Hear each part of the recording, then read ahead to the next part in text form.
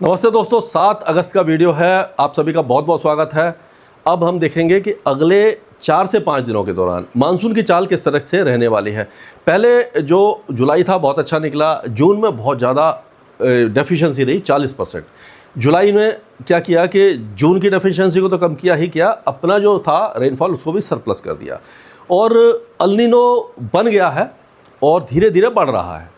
ये मॉडिकी El Nino है, यानी कि जो 1 और 2 रीजन है जो बिल्कुल अमेरिका के पास है वो काफ़ी ज़्यादा गर्म हो गए हैं, लेकिन जो पश्चिमी प्रशांत महासागर है वहाँ पर अभी गर्मी इतनी ज़्यादा नहीं है। इसीलिए ये अल नीनो का असर अभी तक पूरी तरह से हमारे भारत पर दिखाई नहीं दे रहा है। अच्छी बात है। और अब आगे जो ये टेम्परेचर बढ़ेंगे पूर्वी भूमध्य रेखीय पूर्वी प्रशांत महासागर में, जब समुद्री सतह के तापमान बढ़ने लगते हैं तो अल नीनो बन जाता है। और जो ट्रेड विंड होती है, जो वहाँ से पूर्वी हवाएं चलती हैं, जो आपने व्यापारिक हवाएं जिसको हमने पढ़ा था 8वीं 9वीं में, तो वो जो हवाएं हैं वो कमज़ोर हो जाती है। तो जो प्रशांत महासागर का गर्म पानी है वो यहाँ तक नहीं आ पाता, तो पश्चिमी प्रशांत महासागर और हमारा जो एरिया है वो थोड़ा सा ठंडा हो जाता है, वहाँ बादल कम बनते हैं, इसलिए बारिश कम होती है। इसको अल नीनो कहते हैं। लेकिन एक नया डेवलपमेंट होने वाला है, जो आप देखें भूमध्य रेखीय हिंद महासागर जो है, यहाँ पर इंडियन ओशन डाइपोल कहते हैं, यानी कि छोटा नीनो कह सकते हो, यानी अल नीनो का छोटा पार्ट कह सकते हो।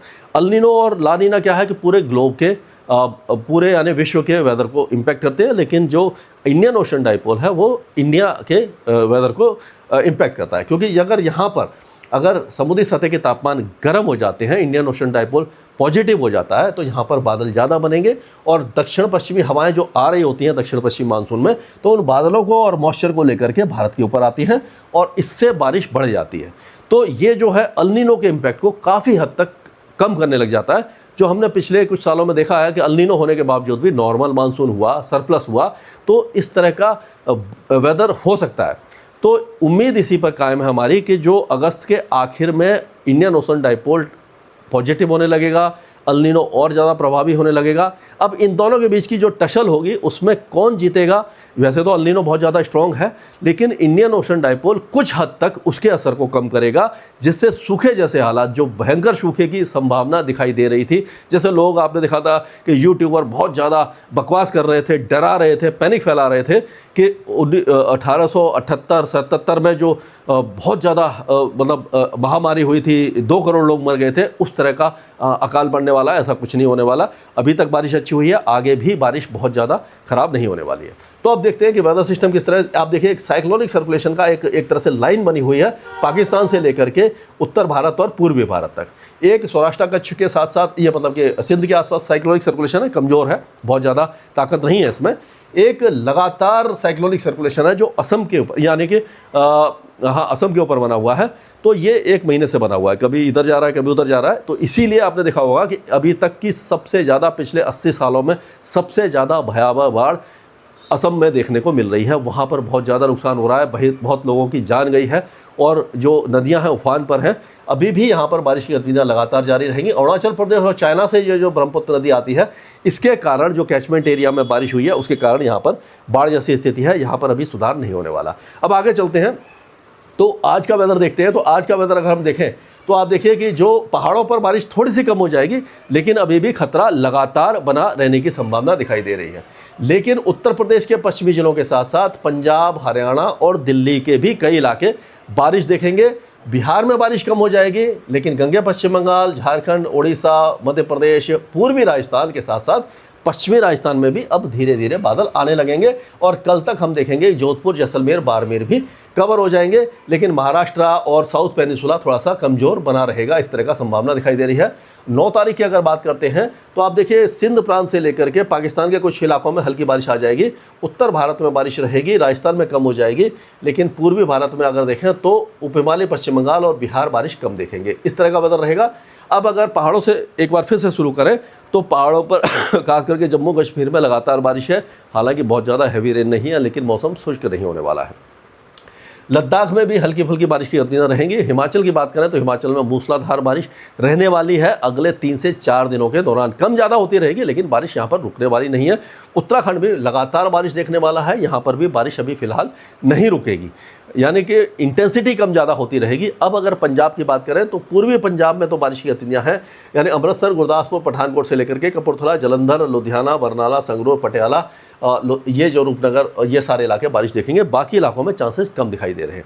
हरियाणा की अगर बात करते हैं तो हरियाणा के लगभग ज़्यादातर इलाके बारिश देखेंगे, खास करके ये जो कुरुक्षेत्र, अम्बाला, यमुनानगर, कैथल, करनाल, जींद, पानीपत, सोनीपत, रोहतक, झज्जर, गुरुग्राम, ये सारे दिल्ली एनसीआर में भी रुक रुक करके बारिश की गतिविधियाँ होंगी, इंटेंसिटी कम ज़्यादा होती रहेगी। अब अगर उत्तर प्रदेश की बात करें तो पूर्वी उत्तर प्रदेश के जो उत्तरी इलाके हैं, जैसे बहराइच, श्रावस्ती, बलरामपुर, गोंडा, बस्ती, गोरखपुर, कुशीनगर, महाराजगंज, सिद्धार्थनगर, देवरिया, मऊ, आजमगढ़, बलिया, यहाँ पर बारिश थोड़ी सी कम हो सकती है, लेकिन बाकी इलाके बारिश देखने वाले हैं, लगातार बारिश रहेगी।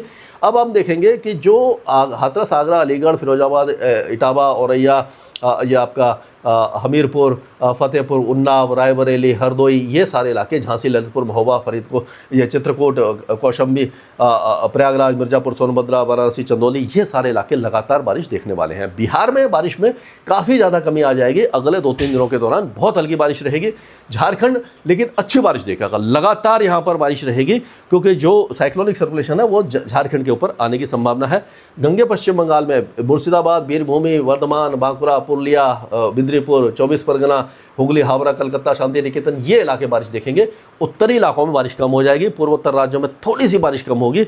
अब अगर ये बात करें हम राजस्थान की, तो कल से हमें दिखाई देगा गंगानगर, बीकानेर, जोधपुर, बाड़मेर और जैसलमेर तक बारिश की संभावना बनती नजर आ रही है। बाकी इलाकों में तो बारिश रहेगी, लेकिन ये पश्चिमी जिले भी फिर से बारिश देखेंगे, तो यहाँ पर किसान भाइयों को चिंता करने की जरूरत नहीं है। जो थोड़ा सा मौसम साफ हुआ था, फिर से यहाँ पर मौसम बारिश वाला बन जाएगा। मध्य प्रदेश में लगातार बारिश की गतिविधियां जारी रहने वाली हैं, और ये मध्य प्रदेश के कई इलाके बारिश देखेंगे, और यहाँ पर बारिश अभी थमेगी नहीं, मतलब कहीं ज़्यादा कहीं कम, इस तरह का वेदर तो बना रहेगा। लेकिन जो बारिश है वो आप देखेंगे दमोह, ये जबलपुर, नरसिंहपुर, सागर, विदिशा, राजगढ़, शाजापुर, भोपाल, देवास, ये सारे इलाके बारिश देखेंगे। लेकिन देखा जाए तो पूरा मध्य प्रदेश और यहाँ तक कि छत्तीसगढ़ लगातार कोरिया, सूरजपुर, बलरामपुर, दुर्ग, राजनांदगांव, दमतारी और ये बस्तर तक बारिश देखने वाला है। उड़ीसा में भी लगातार बारिश रहेगी। यहाँ पर मौसम इस बार मानसून बहुत ज़्यादा मेहरबान है, आगे भी मेहरबान बना रहेगा। अब अगर हम गुजरात की बात करें तो गुजरात में देवभूमि, द्वारका, पोरबंदर, जूनागढ़, अमरेली, भावनगर, गिर सोमनाथ, सूरत, वलसाड़, नवसारी, ये जो इलाके हैं छुटपुट बौछारें देखेंगे। ये वैसे देखा जाए तो देवभूमि, द्वारका, पोरबंदर, जूनागढ़, राजकोट, जामनगर, यहाँ तक भी मौसम लगभग शुष्क हो जाएगा। अमरेली, सोमनाथ और ये भावनगर, भरूच, सूरत, वलसाड़, नवसारी, यहाँ पर हल्की फुल्की बारिश आपको दिखाई दे जाएगी। अब विदर्भ और मराठवाड़ा के साथ साथ मध्य महाराष्ट्र में अब मौसम लगभग शुष्क होने वाला है, बहुत हल्की बारिश कहीं कहीं पर दिखाई देगी। मुंबई, पालघर, थाने में भी बारिश कम हो जाएगी, लेकिन रत्नागिरी, सिंधुदुर्ग, महाबलेश्वर, ये इलाके बारिश लगातार देखने वाले हैं। अब तेलंगाना की बात करें तो आदिलाबाद और उसके आसपास के इलाकों में हल्की फुल्की बारिश रह सकती है, बाकी इलाकों में चांसेस बहुत ज़्यादा कम दिखाई दे रहे हैं। और अब आंध्र प्रदेश में भी कोस्टल एरियाज में थोड़ी बारिश रहेगी, और जो रायलसीमा है लगभग सूखा रहेगा। कर्नाटक के कई इलाके अभी भी कोस्टल एरियाज बारिश देखेंगे। साउथ इंटीरियर कर्नाटका और इंटीरियर कर्नाटका में हल्की से मध्यम बारिश होगी। केरला में बारिश का मानसून एक बार फिर से बहुत ज़्यादा एक्टिव हो जाएगा, भारी बारिश देगा। और अंडमान में भी जो बारिश की गतिविधियाँ हैं अच्छी होने वाली हैं।